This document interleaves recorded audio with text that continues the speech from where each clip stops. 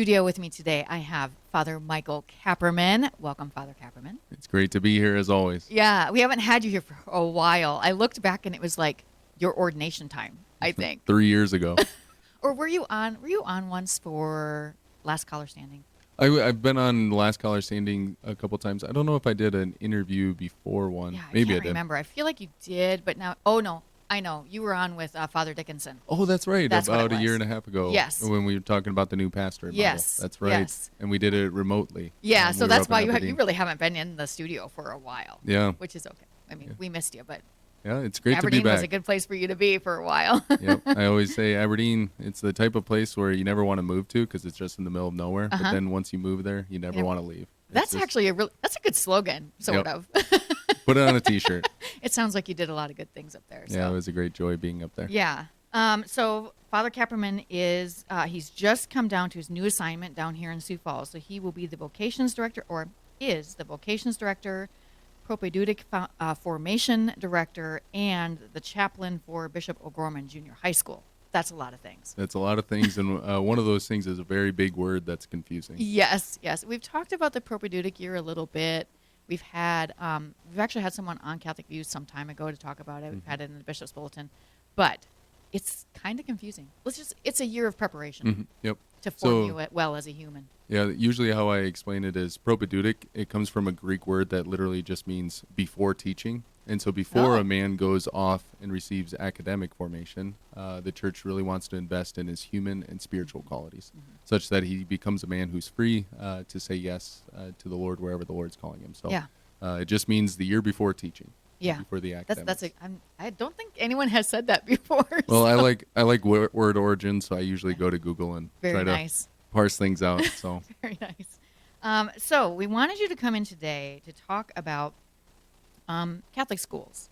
When this runs, it's going to be towards the end of July. We're not quite to school yet, but we're not that far away. When does it start? I believe we start the week of the 14th. I think so- Monday the 14th is when the teachers come back for in-service. Yeah, so really only a couple weeks Yeah. away. How is that possible? Summer goes way too fast. I know. So we wanted to talk about Catholic schools, how they're a tool of evangelization. We might talk, if we have time, we can talk a little bit about vocations and so on and what your role will be there. But, so let's start first. How are the young people in our diocese doing? What are their struggles? I've asked some people this question before, and some have been able to answer it, and some have not really been able to. I'm hoping you can, because you've been working with the youth for quite a while now. Yeah. So I mean, it's a perennial struggle with every generation. Everybody wants to be known and loved. Right. Everybody desires to have a source of community. Everybody desires to fit in. So it's always been an age-old tale of people trying to fit in with their peers. But our current culture, the way that it's set up, it's actually difficult because there's no off time.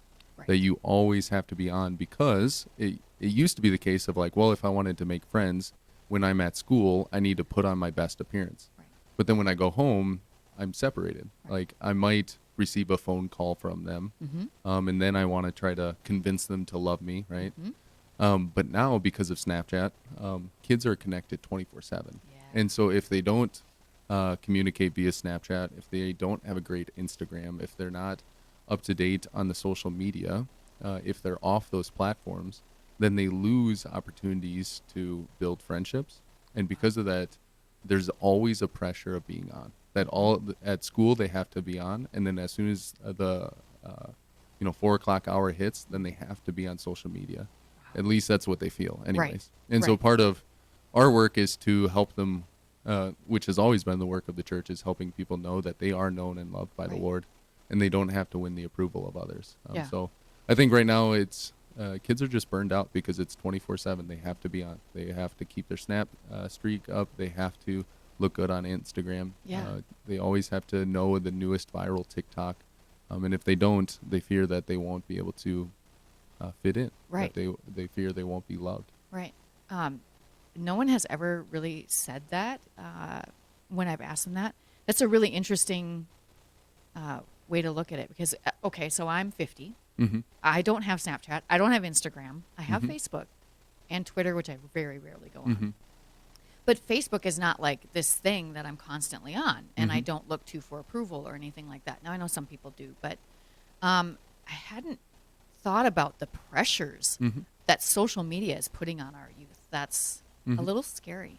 Yeah, in an analogous, so kids always make fun of me because they'll always ask me, "What do you want to give up for Lent?" And I always say, "Email," which is like a great way What's to say email? that, right?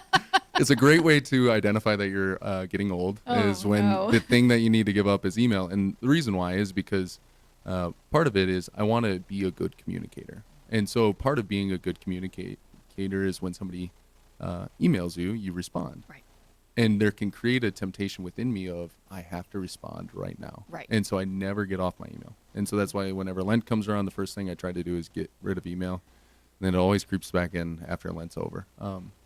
Well, And it's because like, people are like, I can't get a hold of you. You never answer your emails. yep, which is like I'll just wait till 8 o'clock the next morning rather than responding at Yeah. 8 o'clock at night. I'll Yeah. just wait till the next business day. But and it's like, well, if that's true in my life with regards to email, it's also true with regards to kids and Snapchat. Yeah. Yeah. It's just a different venue, but I suffer the same thing that Yeah. they suffer. Of Yeah. just like, okay, Yep. with modern technology, you always have to be on, Yeah. and to help create a space where kids and myself understand, like, actually, no, I don't have to be on Right. at this moment. I Right. can actually enjoy those around me, enter into the present moment, rather than feeling like I need to be connected all the time. Yeah, and this is where parents can jump in. We're kind of getting off topic a little bit, Yep. but I think parents can come in and put some limits around Mhm. that, which would be helpful. Yeah. So what does a Catholic school's chaplain do? I mean, I know you guys are over Yeah. there. Father Tony Klein is over in the high school. Mhm. So what do you guys do over there?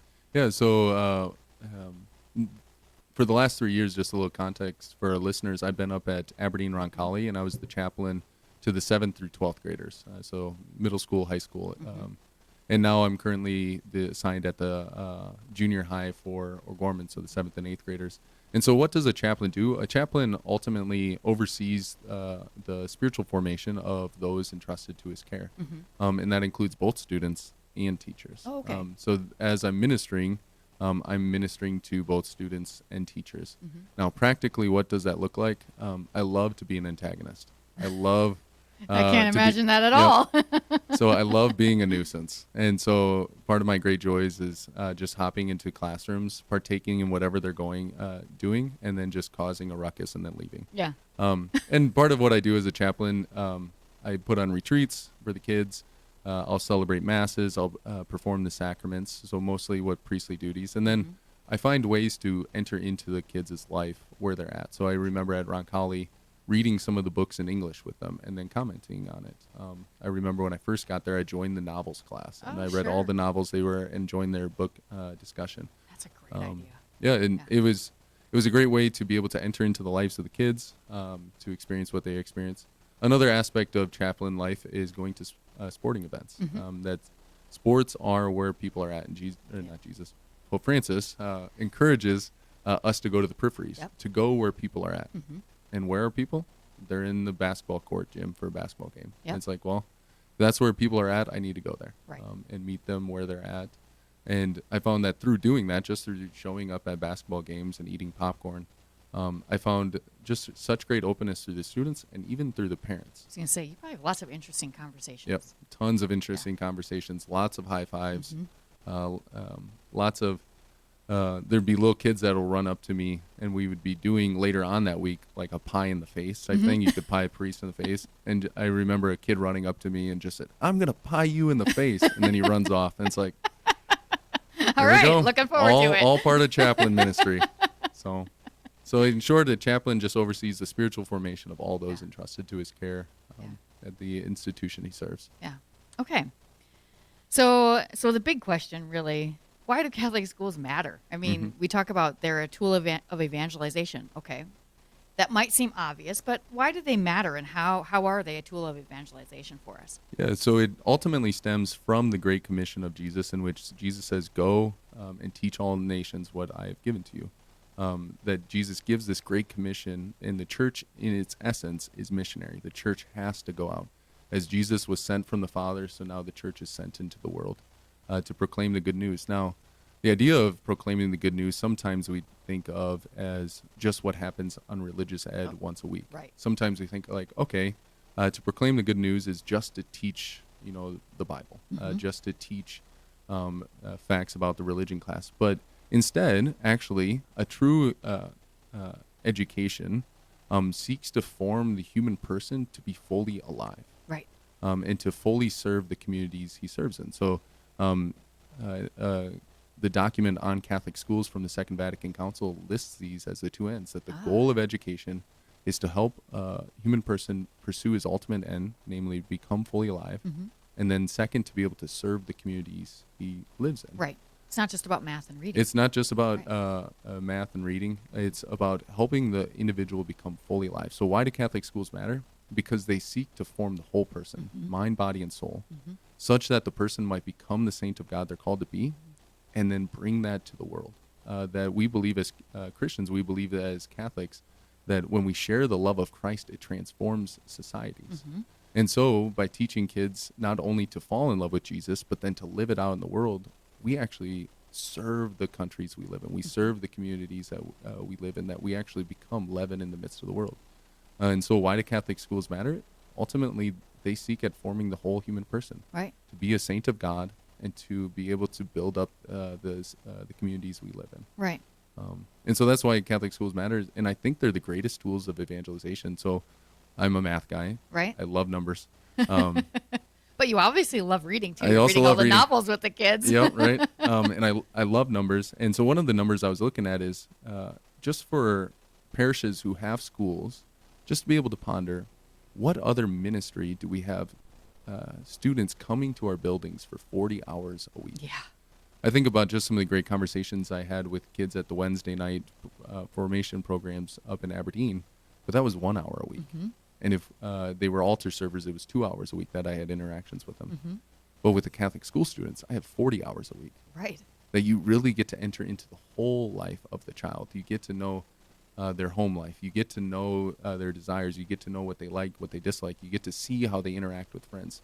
And you get to bring Christ into all of that and help them to love with the love of Jesus, to help them to fall in love with him, to help them to discover truth in all its forms, whether it's in science or math or religion or in athletics. You get to help them discover truth and rejoice in it in all its forms. Yeah.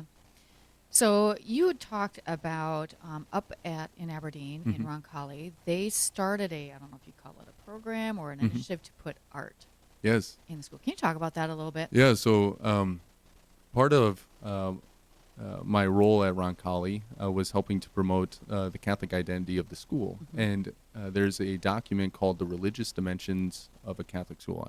I might be butchering that title. But it's Something in Latin here we first, go. probably. The Religious Dimension of Education in a Catholic School. Okay. There we go. It's a long, fancy It title. is.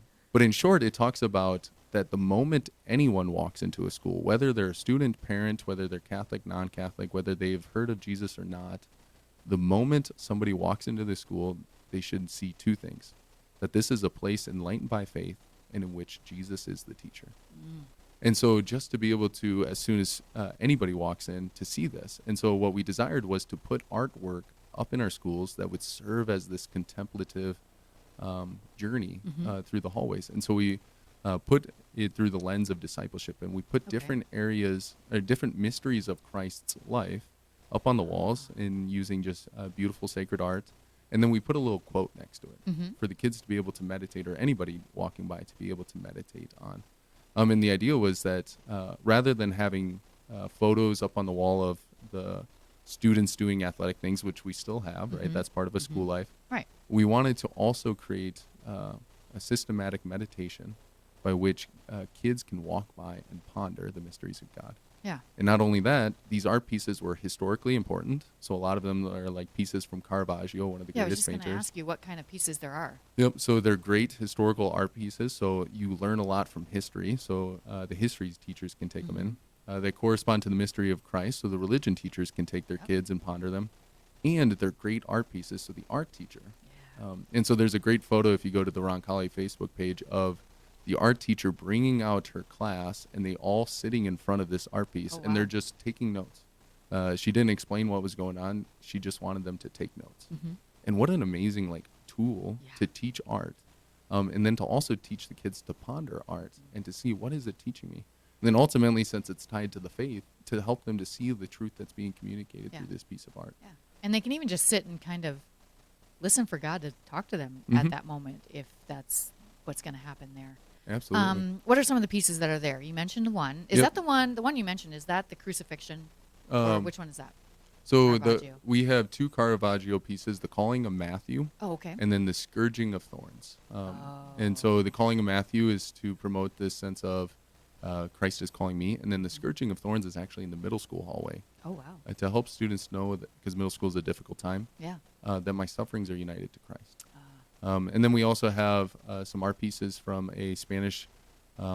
two Spanish artists. One is Bartolome Esteban Murillo, Nice. a baptism by him. Then we have El Greco, which is a Greek guy that moved to Spain, and he's a great connection of both the East and the West. His Sure. is the Nativity. Then we have two large art pieces from. Well, I'm spacing on which artist. It was Michelangelo. Okay. I think it was Mike. No, it was Raphael. Okay. It was Raphael. Sorry, one of the Ninja Turtles.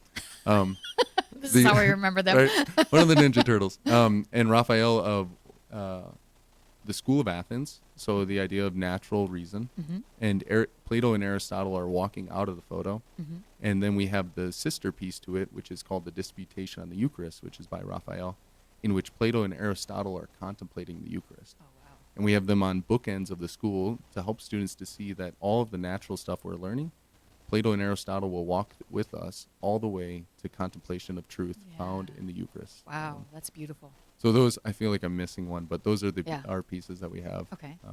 up at the school. Are you're working to do the same thing in O'Gorman?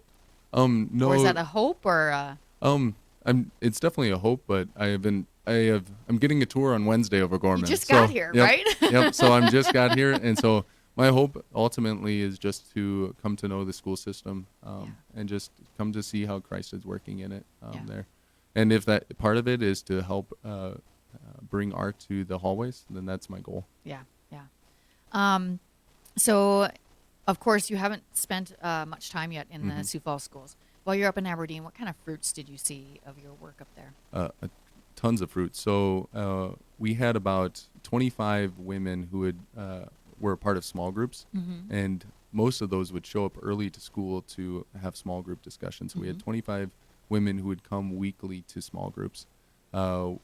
We saw 8 students join the church along with members of their family, and so I'm guessing it would be close to 15 people come into the faith, just over the course of 3 years. And there's still more, like a ton more fruit that we just saw. There's just this huge renovation of the spiritual life up there that's been happening. It's just amazing to see everybody just wanting to give of themselves. And right now, even just a rejuvenation among the teachers, just seeing a lot of the teachers become excited about the possibilities of what does it mean to teach a student mind, body, and soul. Yeah. And for them to see, like, oh, look at what's the possibilities. And so it was tough leaving there because just so many things were starting. And it was just so awesome to see. Who'd you leave it in the hands of? We've got Father Jordan Sampson, so he's my lookalike. Yep, he is. I always remind him that Little it's a shorter. great, it's a great honor for him to look like me. I always tell him that. And then he probably says, "Well, I got here first." Yep. And then I was working with Father Schulte and Father McLaughlin already, and then Father Schockert as well, who knows the school system from his time as pastor there. And so just wonderful priests. And then not only that, but the school president, Tim Weiss, is a wonderful president. Yeah. Chris Euler, the campus minister, and then there's just a whole team that are up there that have been part of the renovation, the renewing of our Catholic school up there. It's just so awesome. Yeah, I've heard a lot of great things about what's going on up there. We have just a couple minutes left. Is there anything else that you wanted to mention about Catholic schools that I did not ask you before we go? Yeah. Otherwise, I'm going to ask you one more question. Just in short, one way that we can support Catholic schools is through financial support. Yes. That I believe, I'm firmly convicted that this is the greatest tool of evangelization in our time. And if it's the greatest tool, then we want to put our greatest resources towards it. And so, especially through scholarships, the church desires everyone to be able to go to Catholic school, Mm-hmm. not just those who could afford it, but Right. everyone. And Yeah. so part of our work is to make that happen for our local community. Yeah. There's a lot of people who want to go who just financially aren't able to. Yeah, yeah, that's very true. Okay, we have about 1 or 2 minutes left. Hmm. You and Father Klein are Mhm. about, or maybe you are already, living in the Nazareth house? Yes. How's that going? Because It's- this is a new thing. Okay, so this is Yep. going to be where the propaedeutic men stay, but also you and Father Klein, any other Mhm. priests living there? Just us two. For now, okay. Yep. So there's an apartment that the diocese owns that the men will be living in, and we Mhm. call it the Nazareth house. Mhm. And what it is it's this intentional community seeking to form the human and spiritual aspects of these men so that they might become the saints of God and ultimately the priests of God that they're called to be. Right. And so we're forming a communal atmosphere. We're getting beds in there. I think I bought a can opener today. So just Ooh, even little I details. thought you were going to say a keg, and I Yep. was going to say Father. That's not the Right, thing I not a keg. expected. Can But opener. Can opener, yes. Yep. Yeah. But it's this wonderful place of community so that intentional formation might happen. Yeah. And so I'm really excited about it. Maybe it could be another Catholic Views podcast where I Oh, just yes. explain the beauty of the propaedeutic year. And, Yep. But yeah, we're really excited for the Nazareth house right across the street from O'Gorman, Yes. which is great. My daily commute will be pretty easy to go to O'Gorman. We definitely want to have you come back. We want to give you a year or so, get some Mhm. men in there, see how things are going, and then have you come back and talk about that. Because I think we want to know how it's going, but Mhm. I think it'd be good for the entire diocese to just understand what that's about Mhm. and to see the fruits of it. Absolutely. So we're out of time. This has been a great It joy. goes so fast, Yep. doesn't it? Yep. Thank you so much for coming on. I really appreciate it. And I hope that the school year goes fabulously well for your first year down here in Sioux Falls. Well, thank you so much. You bet. All right, if you haven't found us already on social media, you can find us at Facebook, Instagram, Twitter, YouTube, and at Rumble at SF Diocese. You can also always listen to these shows on podcasts at Spotify, Stitcher, and Apple Podcast. That's it for us today. Hope you'll join us again next week for more Catholic Views.